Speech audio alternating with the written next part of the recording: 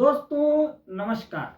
आज हम बात करने जा रहे हैं एक बड़े ही ज्वलंत विषय पर और वह है एक देश एक चुनाव, एक राष्ट्र एक चुनाव, वन नेशन वन इलेक्शन। तो दोस्तों जान लेते हैं क्या है आखिर, इस पे इतना ज्यादा कोहराम हाहाकार क्यों मचा हुआ है। सदन से लेकर घर तक और घर से लेकर पूरे विश्व तक ये आज बोलबाला हो रहा है। तो दोस्तों जान लेते हैं कि हमारे यशस्वी प्रधानमंत्री जी इसके बारे में क्या सोचते हैं और अन्य जो दल है उनकी क्या राय है। दोस्तों सबसे पहले हम जान लेते हैं कि one nation one election Modi सरकार की प्राथमिकताओं में से एक है। दोस्तों हालांकि कुछ राजनीतिक पार्टियां इसका विरोध भी जता रही है। दोस्तों हाल ही में पटना में राजद पार्टी ने इस बिल के खिलाफ अपना मोर्चा पूरे जोर शोर से खोल दिया है। पार्टी का कहना है कि इस बिल से ज्यादा जरूरी मुद्दों पर सरकार को ध्यान केंद्रित करना चाहिए। यह बिल कुछ नहीं है। बता दें कि यह बिल 17 दिसंबर को संसद में पेश हो चुका है। दोस्तों आज का जो ये विषय है, आज का जो टॉपिक है, उसमें हम जानने वाले हैं कि एक देश एक राष्ट्र एक चुनाव, वन नेशन वन इलेक्शन क्या है, इसका इंट्रोडक्शन, इसकी हिस्ट्री और इसका औचित्य क्या है। दोस्तों लंबी कवायद के बाद, बहुत बड़ी लंबी कवायद के बाद एक देश एक चुनाव विधेयक को केंद्रीय कैबिनेट में मंजूरी मिल गई है। दोस्तों और बहुत ही बड़े सौभाग्य की बात है कि यह 17 दिसंबर 2024 को इस बिल को लोकसभा में पेश किया जा चुका है। इस विधेयक को कानून मंत्री अर्जुन राम जी मेघवाल ने पेश किया है। आइए जान लेते हैं इसका आशय क्या है और जो इसके फायदे क्या हैं, क्या लोग इसके नुकसान गलती गिना रहे हैं। तो दोस्तों जान लेते हैं आज क्या है। सबसे पहले तो हम जान लेते हैं कि भारत जो है राष्ट्र, वो एक बड़ा ही विश्व का सबसे बड़ा लोकतांत्रिक ढांचा है। यह भारत जो है, यह लोकतांत्रिक ढांचा अपने जीवंत चुनावी प्रक्रिया के आधार पर ही फल फूल रहा है और सर उठाकर चल रहा है। दोस्तों नागरिकों को हर स्तर पर शासन को सक्रिय रूप से आकार देने में सक्षम बनाता है।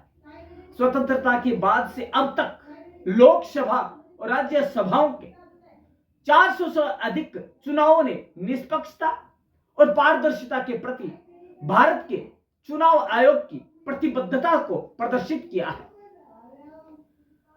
हालांकि अलग अलग और बार बार होने वाले चुनाव की प्रकृति ने एक अधिक कुशल प्रणाली की आवश्यकता पर चर्चाओं को जन्म दिया है और वो चर्चाएं हाल फिलहाल इतनी ज्यादा गर्मजोशी से अपना आकार ले चुकी है कि राष्ट्र में एक राष्ट्र एक चुनाव की कवायद पर बल दिया जाने लगा है। दोस्तों एक राष्ट्र एक चुनाव के इस विचार को एक साथ चुनाव के रूप में भी जाना जाता है, जिसे कि एकीकृत चुनाव प्रणाली के नाम से भी जाना जाता है, जो कि लोकसभा और राज्यसभाओं के चुनावों को एक ही साथ कराने का प्रस्ताव प्रस्तुत करता है। इसका यह कहना है कि जितने भी चुनाव होते हैं लोकसभा के, विधानसभा के, वो एक साथ चुनाव करवा दिए जाए। इसका औचित्य क्या है वो भी हम आगे जानने वाले हैं। इससे मतदाता अपने निर्वाचन क्षेत्रों में एक ही दिन सरकार के दोनों स्तरों के लिए अपने मत डाल सकेंगे। हालांकि देश भर में मतदान कई चरणों में कराया जा सकता है। इन चुनावी समय सीमाओं को एक साथ जोड़ने के दृष्टिकोण का उद्देश्य चुनाव के लिए किए जाने वाले प्रबंध से जुड़ी चुनौतियों का समाधान करना है। इसमें लगने वाले खर्च को घटाना है और लगातार चुनाव के कारण कामकाज में होने वाले व्यवधानों और जो विकास की गति धीमी हो जाती है उस विकास को तीव्र गति से करना है, इसके प्रति मूल उद्देश्य है। भारत में एक साथ चुनाव कराने के संबंध में उच्च स्तरीय समिति की रिपोर्ट को 2024 में जारी किया गया था। दोस्तों, रिपोर्ट में एक साथ चुनाव के दृष्टिकोण को लागू करने के लिए एक व्यापक रूपरेखा प्रदान की। दोस्तों, इसकी सिफारिशों को 18 सितंबर 18 ऑफ सितंबर 2024 को केंद्रीय मंत्रिमंडल द्वारा स्वीकार कर लिया गया, जो चुनाव सुधार की दिशा में महत्वपूर्ण कदम माना जा सकता है। इस प्रक्रिया के समर्थकों का तर्क है कि इस तरह की प्रणाली प्रशासनिक दक्षता को बढ़ाने के साथ ही चुनावी संबंधी खर्चों को भी कम कर सकती है, जिसका की प्रभाव अंततः जनता पर पड़ने वाला होता है। दोस्तों, भारत में शासन को सुव्यवस्थित करने और लोकतांत्रिक प्रक्रियाओं को उनके अनुकूल बनाने और बनाए रखने की आकांक्षाओं को देखते हुए एक राष्ट्र एक चुनाव, वन नेशन वन इलेक्शन की अवधारणा एक महत्वपूर्ण सुधार के रूप में परिलक्षित होती है, जिसके लिए गहन विचार विमर्श और आम सहमति की आवश्यकता बनती है। दोस्तों, हमने जान तो लिया ये एक राष्ट्र एक चुनाव क्या है। क्या ये पहले कभी हुआ है? तो दोस्तों, आज हम उन्हीं को इस वीडियो का प्रमुख बिंदु बनाने जा रहे हैं कि इसकी पृष्ठभूमि आखिर क्या रही है। दोस्तों, एक साथ एक राष्ट्र एक चुनाव कराने की अवधारणा भारत में नई नहीं है। संविधान को अंगीकार किए जाने के बाद 1951 से लेकर 1951 से लेकर 1967 तक लोकसभा और सभी राज्य विधानसभाओं के चुनाव एक साथ होते रहे हैं। लोकसभा और राज्य विधानसभाओं के पहले आम चुनाव 1951 में एक साथ आयोजित किए गए थे।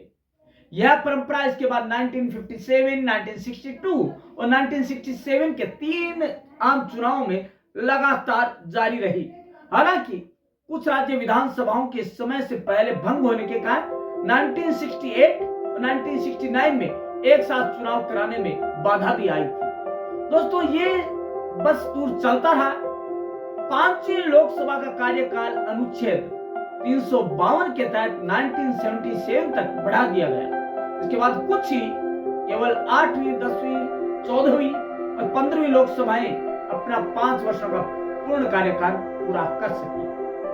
दोस्तों, ये जो है चक्र, एक साथ चुनाव के चक्र को अत्यंत बाधित किया गया है समय समय पर, और इस पर आम सहमति नहीं बन पाई। दोस्तों, अब जो हुआ उसके बाद एक साथ चुनाव कराने के संबंध में जो नए नियम बने उनके संबंध में बात कर लेते हैं। उनके संबंध में उच्च स्तरीय समिति का गठन हुआ। भारत सरकार ने 2 सितंबर 2 सितंबर 2023 को पूर्व राष्ट्रपति रामनाथ कोविंद की अध्यक्षता में एक साथ चुनाव कराने पर उच्च स्तरीय समिति का गठन किया। उसका प्राथमिक उद्देश्य यह पता लगाना था कि लोकसभा और राज्य विधानसभाओं के लिए एक साथ चुनाव कराना कितना उचित होगा। समिति ने इस मुद्दे पर व्यापक स्तर पर सार्वजनिक और राजनीतिक प्रतिक्रियाएं मांगी और इस प्रस्तावित चुनावी सुधार से जुड़े संभावित लाभों और उसकी चुनौतियों का विश्लेषण करने के लिए विशेषज्ञों से परामर्श किया। यह रिपोर्ट संवैधानिक संशोधनों के लिए इसकी सिफारिशों और शासन संसाधनों जनमानस पर एक साथ चुनाव के प्रभाव अवलोकन प्रस्तुत की। अब बात करते हैं जो इसका प्रभाव है तो क्या होगा। दोस्तों, इसका जो प्रभाव है तो जान लेते हैं कि क्या ये उचित है। दोस्तों, यदि हम बात करें तो 80% लोगों का पॉजिटिव रिएक्शन था कि हाँ, एक साथ एक चुनाव किया जाना चाहिए। एकीकृत चुनाव प्रणाली को भारत जैसे विशालतम लोकतांत्रिक गणराज्य में अपनाया जाना चाहिए, जिसका की सीधा असर यहाँ की कार्य प्रणाली और होने वाले खर्चे पर सीधा असर पड़ेगा। दोस्तों बात अब ये आती है कि एक साथ चुनाव कराने के औचित्य क्या है इनका जो साइमल्टेनियसली इलेक्शन करवाए जा रहे हैं उनका असर क्या औचित्य है उनका। दोस्तों पूर्व राष्ट्रपति रामनाथ कोविंद की अध्यक्षता में एक साथ चुनाव कराने संबंधी उच्च स्तरीय समिति द्वारा जारी रिपोर्ट के निष्कर्षों पर आधारित जो औचित्य वाले बिंदु है आज हमें उन पर दृष्टिपात करना है। दोस्तों शासन में निरंतरता को बढ़ावा सबसे पहला टॉपिक हो सकता है औचित्य में। देश के विभिन्न भागों में चल रहे चुनावों के कारण राजनीतिक उथल पुथल मची रहती है। दोस्तों कई तरह के जातीय पेच, दलगत नीति, राजनीति, स्थानीय स्तर की राजनीति ये हावी होने लग जाती है। और दोस्तों इससे क्या होगा, शासन में निरंतरता की बजाय एक कहीं न कहीं जनता के दिमाग में या मतदाता के दिमाग में कटुता और वैमनस्य की भावना उत्पन्न हो जाती है। दोस्तों इसके अलावा यदि हर बार अलग अलग समय चुनाव होंगे तो इससे जन कल्याण तो सोचने का समय वो नहीं मिलेगा। तो चुनाव में रहते ही 5 साल निकल जाएंगे। शुरुआत बात आती है तो यदि एक साथ चुनाव होते हैं तो पॉलिसी वाले जो है व्यक्तिगत निर्णय जो है आवश्यक जो निर्णय है वो आसानी से किए जा सकते हैं। क्योंकि दोस्तों जो बातचीत करने आचार संहिता है कानून से नियमित प्रशासनिक गतिविधियां विकास संबंधी पहल बाधित होती है। दोस्तों जैसे ही चुनाव होते हैं 6 महीने पहले ही आचार संहिता लागू हो जाती है और व्यक्तिगत निर्णय वहीं पे डब्बे में बंद हो जाती है। तो दोस्तों यदि एक साथ चुनाव होते हैं तो दोस्तों वन टाइम आचार संहिता लागू होगी और उससे फायदा ये होगा कि एक बार हुआ उसके बाद जो है काम है वो आसानी से चलता रहेगा। उसके बाद है संसाधनों को कहीं और इस्तेमाल नहीं किया जा सकेगा। दोस्तों चुनाव ड्यूटी के लिए बड़ी संख्या में कर्मचारियों की तैनाती जैसे कि मतदान अधिकारी। दोस्तों इसके अलावा आजकल जो सबसे बड़ा चीज देखी गई है वह है शिक्षा के क्षेत्र में जो लोग काम कर रहे हैं उन्हें चुनावी ड्यूटियों में झोंक दिया जाता है। उसका सीधा असर शिक्षा व्यवस्था पर पड़ रहा है। दोस्तों यदि एक राष्ट्र एक चुनाव की प्रणाली को अपना लिया गया तो शायद हमारे यहाँ का शिक्षा स्तर भी उच्च स्तरीय पुनः हो सकता है। दोस्तों एक साथ चुनाव आयोजित होने से बार बार कर्मचारियों की जो आवश्यकता है वो कम हो जाएगी, जिससे कि सरकारी अधिकारी और सरकारी संस्थाएं चुनाव संबंधी कार्य के बजाय अपनी प्राथमिक भूमिकाओं पर अधिक ध्यान केंद्रित कर पाएंगे। इसके बाद है क्षेत्रीय दलों की प्रासंगिकता बनी रहेगी। एक साथ चुनाव कराने से क्षेत्रीय दलों की भूमिका कम नहीं होती है। वास्तव में यह चुनाव के दौरान उनके अधिक स्थानीय भूमिका को प्रोत्साहित करना है, इसलिए उनकी भूमिका बनी रहेगी और उससे ज्यादा भी होगी क्योंकि एक साथ चुनाव होने पे उनको ध्यान केंद्रित एक ही जगह और उनको एक जगह ध्यान केंद्रित करने से क्योंकि उस समय समीकरण सही बैठे होते हैं तो उनको फायदा भी मिलेगा। उसके बाद होता है राजनीतिक अवसरों में वृद्धि। एक साथ चुनाव कराने से राजनीतिक दलों में अवसरों और जिम्मेदारियों का न्यायोचित तरीके से आवंटन। वर्तमान में किसी पार्टी के भीतर कुछ नेताओं का प्रभावी दृष्टिकोण चुनावी चुनाव लड़ना और प्रमुख पदों पर एकाधिकार असामान्य नहीं है। एक साथ चुनाव के परिदृश्य में विभिन्न दलों का प्रतिनिधित्व करने वाले राजनीतिक कार्यकर्ताओं के बीच विविधता और समावेश अधिक गुंजाइश रहती है, जिससे नेताओं के विस्तृत चयन सामने आती है। उसका सीधा सद्भावना पर पड़ता है। शासन पर ध्यान। दोस्तों समय समय पर यदि चुनाव में पूरे तंत्र को झोंकते रहे तो देश को चलाने का जो प्रशासन की व्यवस्था है वो डगमगा जाएगी क्योंकि उनका ज्यादा ध्यान चुनाव में लगा रहेगा। यदि ऐसा होता है तो यह भारत जैसे लोकतंत्र के लिए बड़ा ही दुर्भाग्यपूर्ण है। लेकिन दोस्तों यदि एक राष्ट्र एक चुनाव हुआ तो राष्ट्र एक बार फिर से सोने की चिड़िया और महानता के उस सर्वोच्च पद पर आसीन होने में सफल हो पाएगा। अब हम बात कर लेते हैं वित्तीय बोझ में कमी। दोस्तों, एक साथ चुनाव कराने से कई चुनाव चक्रों से जुड़े वित्तीय खर्च में काफी कमी आ जाएगी। यह मॉडल प्रत्येक व्यक्तिगत चुनाव के लिए मानव शक्ति, उपकरणों और सुरक्षा संबंधी संसाधनों की तैनाती से ही संबंधित है। उसके व्यय को भी घटाएगा। इससे होने वाले आर्थिक लाभों में संसाधनों का अधिक कुशल आवंटन और बेहतर जो राजकोषीय प्रबंधन है वो शामिल है, जो कि आर्थिक विकास और इन्वेस्टर्स के विश्वास के लिए अनुकूल वातावरण को बढ़ावा देगा। दोस्तों, यदि हम इसके संबंध में मोदी जी के विजन को जानना चाहें तो उनका ये कहना है कि एक राष्ट्र एक चुनाव, चाहे कोई जीते कोई फर्क नहीं पड़ता, लेकिन एक राष्ट्र एक चुनाव देश में होना चाहिए, जिससे कि आने वाली पीढ़ी को ये विश्वास मिलेगा, ये दृढ़ निश्चय होगा उनके मन में कि नहीं, देश में काम हो रहा है, देश प्रगति के पथ पर चल रहा है। वो केवल और केवल चुनावों की चक्रव्यूह में फंसकर हमारा भविष्य को बर्बाद नहीं कर रहा है। उन्हें यह विश्वास होगा कि उनका वोट, उन्होंने मतदान किया है, उसका सही सदुपयोग होगा। दोस्तों, समय समय पर होने वाले चुनाव उनको उनकी शिक्षा पर प्रश्न चिन्ह जरूर लगा देता है। ये मोदी जी का दूरदर्शिता, दोस्तों, ये दूरदर्शिता क्योंकि ऐसे यशस्वी प्रधानमंत्री है तो उनका मानना है, वो किसी बुराई नहीं करते। उनका कहना है कि वो पहले आना चाहिए, वो देखिए वातावरण का निर्माण और आज बताया जाता है वो तैयार होगा, लीडर चुनकर बाहर आएंगे और एक समय एक चुनाव, एक राष्ट्र एक चुनाव की प्रणाली को यदि अपना लिया गया तो यह भारत जैसे विशालतम लोकतांत्रिक गणराज्य के लिए सबसे बड़ी उपलब्धि होगी। दोस्तों, अब फायदा हमने देख लिया। अब हमें जानना है कि जो कमेटी बनाई गई थी उसमें कौन कौन मेंबर थे। हमने जाना कि 2 सितंबर 2023 को एक कमेटी बनाई गई थी। उस कमेटी के मेंबर कौन कौन थे, ये आपके जीके का भी सवाल बनता है।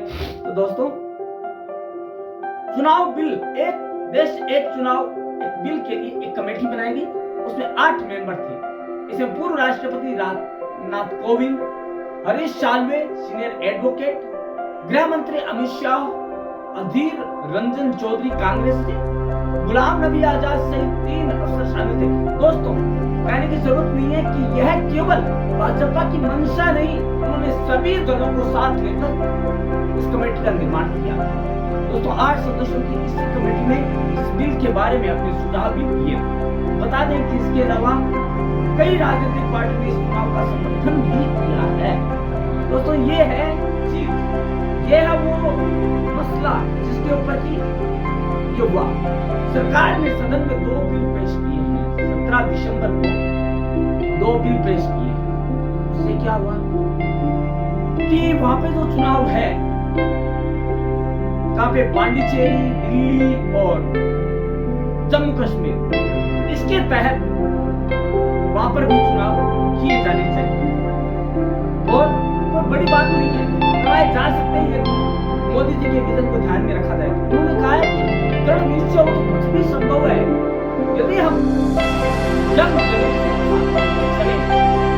कुछ भी ऐसा नहीं है। वो अपने मन की बात करते हैं कि मैं युवाओं को कहना चाहता हूँ कि यदि एक राष्ट्र एक चुनाव कानून को अपनाया गया तो सुनहरे भविष्य, जो सुनहरे दिन है, वो आने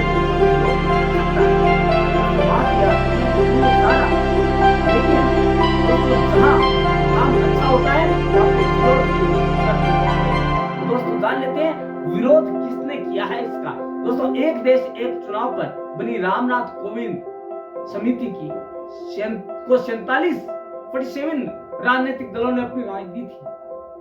उन्हें 32 दलों ने समर्थन किया, लेकिन 15 ने इनका विरोध भी किया था। लेकिन दोस्तों, आपको बता दें कि जो ये बिल पास हुआ लोकसभा में, तो उसके पक्ष में 269 वोट थे, जबकि विरोध में 198 थे। मतलब कि पक्ष का पर्दा पलड़ा भारी है और वो चाहता है कि एक राष्ट्र एक चुनाव की प्रणाली को मान्यता मिले। और दोस्तों यह एक ऐतिहासिक उपलब्धि भी होगी। दोस्तों आज हम इस बात को ही संक्षिप्त में इंग्लिश में भी जानने की कोशिश करेंगे। दोस्तों what is one nation and one election?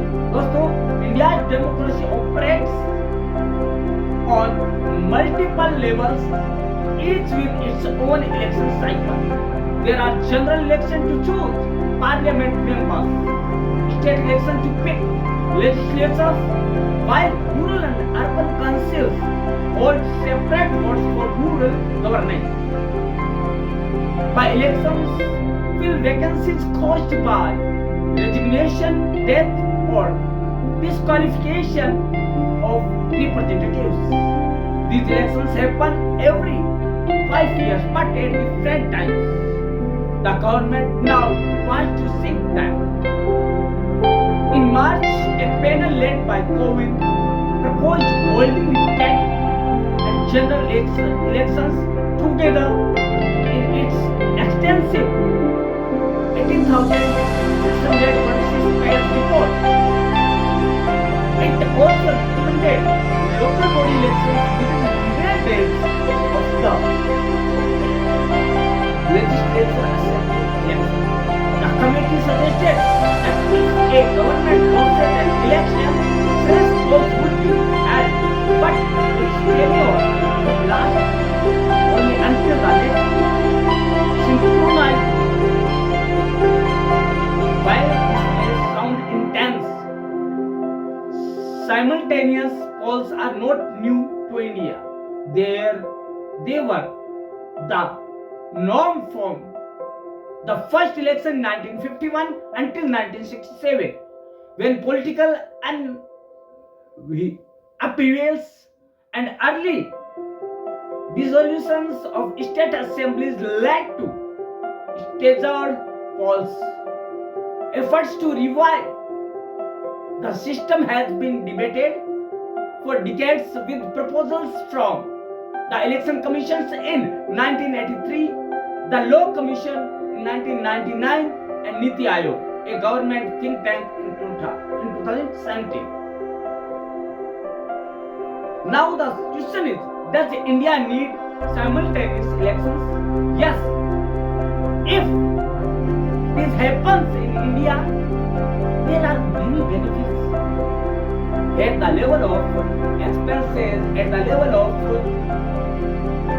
management, at the level of everything, organization and working capacity, and the development at every needs. Dostoon, Prime Minister Modi has supported simultaneous elections. They said frequent elections are obstructing the nation's advancement.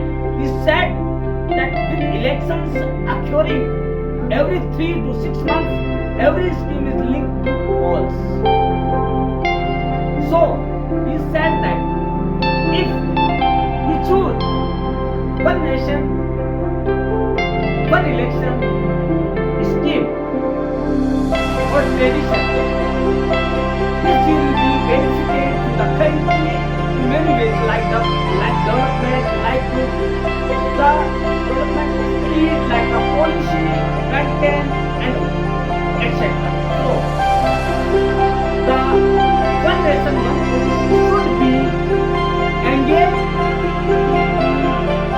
obtained, adopted by the country. At the last, दोस्तों हम कह सकते हैं कि एक देश और एक चुनाव हम सभी का भला करने वाली नीति है। यदि दोस्तों हम सभी मिलकर इसका पुरजोर समर्थन करें तो हम एक देश एक चुनाव की प्रणाली को अपना सकते हैं। तो दोस्तों आप क्या सोचते हैं वन नेशन वन इलेक्शन के बारे में? क्या आपको भी यह उचित लगता है? तो दोस्तों अपनी राय, क्या आप सोचते हैं, ये राय अपनी आप कमेंट बॉक्स में जरूर दर्ज करें। और आप क्या सोचते हैं कि क्या ये सफलतम सोच है? क्या मोदी जी का विजन जो है वो पार्टीगत नहीं है, वो राष्ट्रगत है? दोस्तों क्या यह विजन आपको अच्छा लगा? जो उनकी सोच है युवाओं को प्रशासन के साथ जोड़कर चलने की, क्या आप उससे सहमत हैं? इन सभी का जवाब प्रकाश से चाहता है आपसे कमेंट बॉक्स में। कल हम मिलेंगे इसी समय इसी चैनल पर एक नया हाल ही का ज्वलंत टॉपिक लेकर। तब तक हमें आपके कमेंट्स का और आपके सब्सक्रिप्शन का और आपके जो वाचिंग का इंतजार रहेगा। धन्यवाद।